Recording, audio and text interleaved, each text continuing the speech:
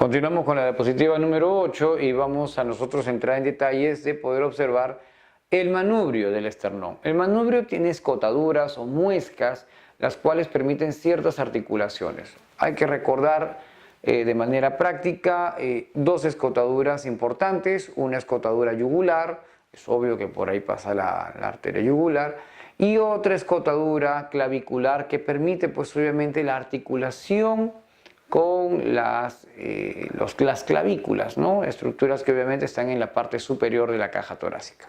Entonces el manubrio tiene dos escotaduras o dos muescas, las escotaduras yugulares y las escotaduras claviculares.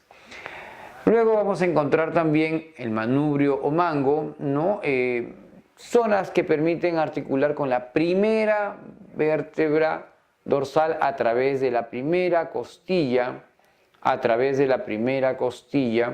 o el primer arco costal de cada lado, ¿no? En la parte más inferior vamos a encontrar también la articulación de la segunda costilla o segundo arco costal. Entonces el manubrio se encuentra dividido del cuerpo mediante una línea divisoria llamado ángulo esternal. Entonces ese famoso ángulo esternal viene a ser lo que en la práctica nosotros evaluamos y palpamos en la región del tórax como una protuberancia, más claramente vista en las damas porque tienen menos panículo graso y de menor observación en el caso del tórax del varón. Pero en la palpación, obviamente, en ambos casos se puede presentar esa famosa prominencia o esa angulación esternal. Hablemos del cuerpo u hoja. Bueno, normalmente el cuerpo permite una serie de articulaciones laterales de las siguientes costillas, ¿no? Tercera, cuarta, quinta, sexta y séptima costilla, obviamente de cada lado, ¿no? De una parrilla costal izquierda y de una parrilla costal derecha. El cuerpo se encuentra articulado con la apófisis o apéndice sifoides a través de lo que conocemos como sínfisis sifoesternal, que es una especie de muesca que también delimita las dos estructuras. El manubrio, entonces hacia arriba, con el ángulo esternal hacia el cuerpo y el cuerpo hacia abajo con una línea divisoria conocida como sínfisis con el sifoides. Siguiente. El apéndice sifoides, como mencionamos, puede ser en un principio nacer como un bosquejo óseo y continuar luego con un vestigio cartilaginoso de crecimiento lento que lleva muchos años para darse a notar entre los 30 y 50 años como una estructura prominente en la parte alta del epigastrio. Su longitud, su forma es muy variable, algunos tienen el apéndice sifoides en forma de una punta de lanza, otros lo tienen bífido y otros lo tienen espatulado, ¿no? Siguiente diapositiva. Ahora hablemos de las extremidades superiores e inferiores. Iniciemos entonces la revisión con la extremidad superior. Normalmente, cada extremidad se divide en 4 regiones. La región del hombro, la región del brazo, la región del antebrazo y la región de la mano. 4 segmentos: hombro, brazo, antebrazo y mano. Siguiente. El hombro normalmente nosotros lo revisamos como una estructura de conjunción de muchas piezas anatómicas óseas.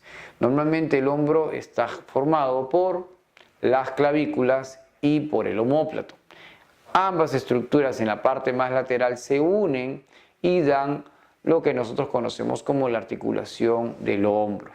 La clavícula, hay que tomar en cuenta otra vez este nombre, es un hueso en forma de S, ¿no? Es una estructura plana, se articula con el esternón, se articula con el omóplato, se articula también con una serie de estructuras hacia abajo de tipo ligamentarias, como nosotros podemos apreciar en la imagen, y también hacemos la mención de la estructura escapular u omóplato, la cual es un hueso plano, triangular, invertido, que forma parte justamente de las estructuras de la región dorsal alta. Entonces, estos son los dos huesos que forman el hombro, la clavícula y la escápula u omóplato.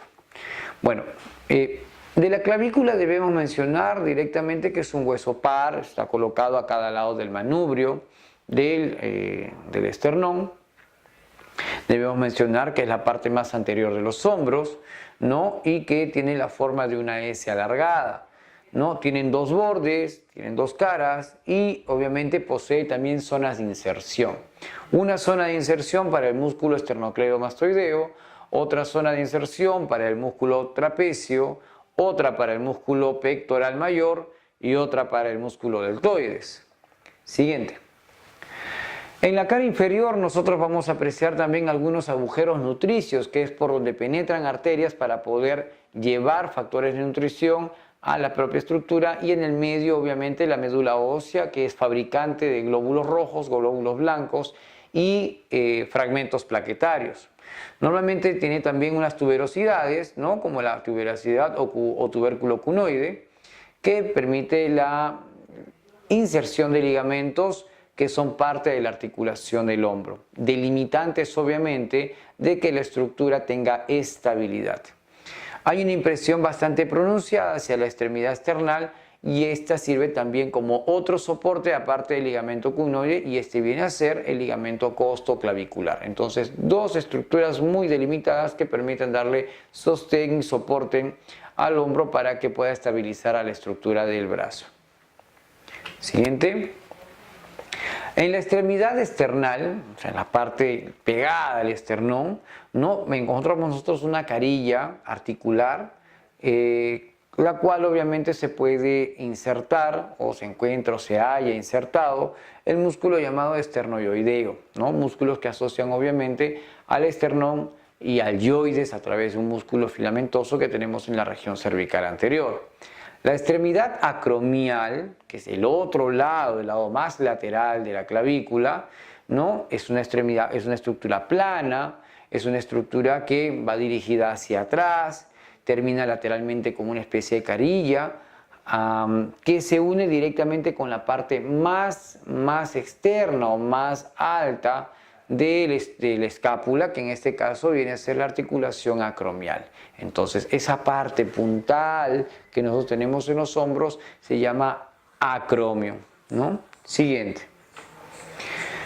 Además, posee dos tipos de articulaciones, una articulación acromioclavicular y una articulación esternoclavicular. La articulación acromioclavicular, como hemos mencionado, es la unión entre el acromio y la clavícula.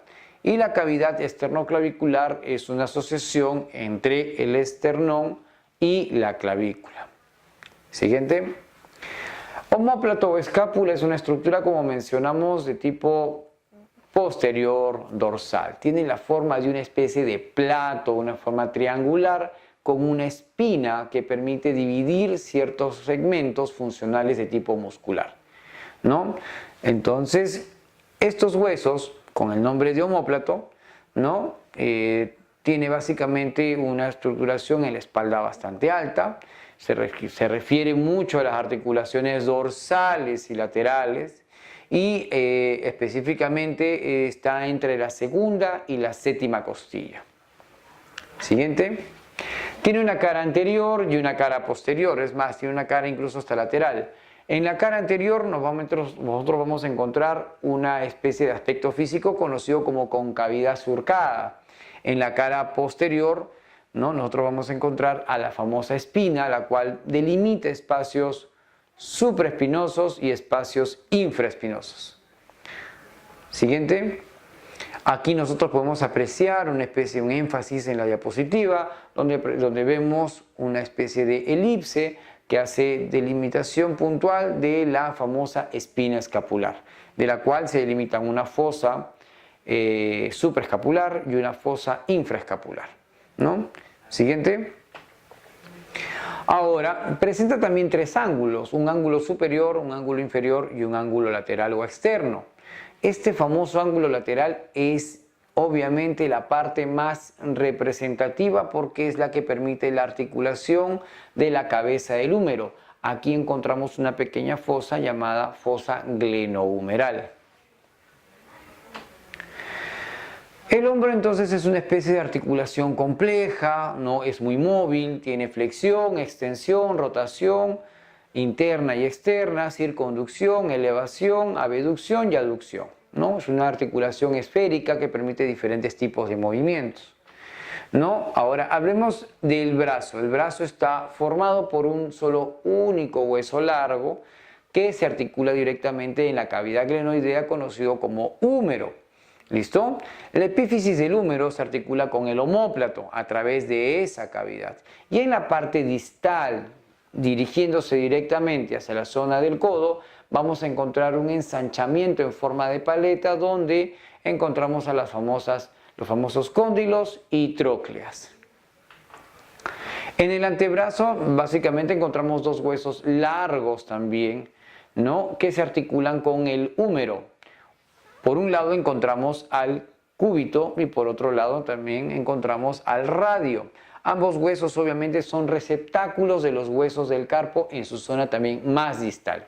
Entiéndase que el cúbito es quien determina la aparición de una prominencia llamada olecranon, la cual se articula con el húmero y determina la aparición de una estructura referencial conocida como el codo. Entonces, este olecranon es quien une, obviamente, al cúbito con el húmero, generando ese tipo de articulación. En la mano vamos a encontrar tres segmentos: el segmento del carpo, el segmento del metacarpo y el segmento de las falanges, también conocido como zona de los dedos. En la zona del carpo, conocida como zona de la muñeca, nosotros vamos a hallar 8 huesos irregulares colocados básicamente en dos filas, una fila una fila anterior y una fila distal. En la primera fila vamos a encontrar a los siguientes huesos: el hueso escafoides, el hueso semilunar, el hueso piramidal y el hueso pisiforme. Y distal a ellos vamos a encontrar al trapecio, trapezoide, hueso grande y el hueso ganchoso. Seguidamente encontramos la zona de los metacarpos, son pequeños huesos cortos, ¿no? Alargados también, con una zona diaficiaria y otra zona pues obviamente también epifisiaria. Estos huesos están apilados de una forma bastante marcada como estructuras que vienen a generar la prolongación de la aparición de las falanges, ¿no? Tenemos en total 5 metacarpos. Y luego de los metacarpos nosotros vamos a apreciar las falanges, los cuales indican la aparición de los 5 tipos de huesos, ¿no? Falanges proximales, falanges mediales y falanges distales, donde encontramos las uñas. Los 5 dedos que aparecen en la mano producto de la unión de estas falanges son el pulgar, el índice, el medio, el anular y el meñique. Anatómicamente el día de hoy nos referimos como primer dedo, segundo dedo, tercero, cuarto y quinto. Siguiente. Hablemos ahora de la articulación y de las estructuras de la pierna o extremidad inferior. En la extremidad inferior nosotros vamos a encontrar 4 regiones: la región de la cadera, la región del muslo, la región de la pierna y la región del pie. Siguiente. Los huesos de la cadera tienen variaciones, puesto que es una especie de anillo formado por 2 huesos ilíacos y un hueso sacro. Estos 3 huesos en el hombre y en la mujer tienen diferentes tipos de características. Le dan la conjunción de 2 huesos laterales ilíacos y uno posterior sacro a una pelvis, en el caso del hombre conocida como pelvis androide, y en el caso de la mujer conocida como una pelvis ginecoide. Los huesos ilíacos o coxales también tienen 3 partes, una de ellas conocida como cresta ilíaca, otra una rama púbica, otra una rama isquiática, ¿no? Entonces son esos 3 las partes de los huesos coxales: ilion, isquion y pubis. Siguiente. El fémur es el hueso más largo del cuerpo humano. Es un hueso que permite encontrar 2 estructuras epifisiarias y una estructura medial diaficiaria, ¿no? Se articula con la cadera a través del acetábulo, y en la parte distal nosotros encontramos el inicio de la articulación de la rodilla. Siguiente. La pierna, al igual que el antebrazo, es una estructura que está por debajo de la rodilla, la cual obviamente consta de dos estructuras óseas largas conocidas como hueso tibial y hueso peroneo. En similitud del antebrazo también existen dos huesos, pues obviamente como el cúbito y el radio.